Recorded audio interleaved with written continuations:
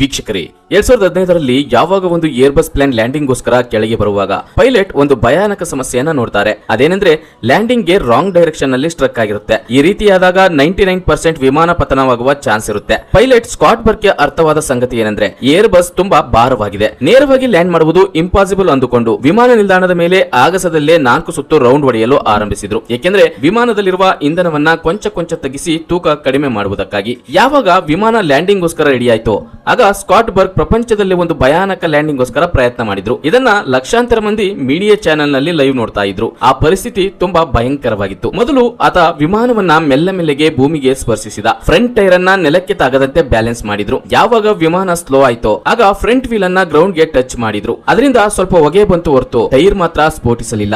ಕೊನೆಯಲ್ಲಿ ಯಾವುದೇ ತೊಂದರೆ ಇಲ್ಲದೆ ವಿಮಾನ ಸೇಫ್ ಆಗಿ ಲ್ಯಾಂಡ್ ಆಯ್ತು. ಈ ಪೈಲಟ್ ಮಾಡಿದ ಧೈರ್ಯ ಆ ದಿನ ಎಷ್ಟೋ ಮಂದಿಯ ಪ್ರಾಣವನ್ನ ಕಾಪಾಡಿತು.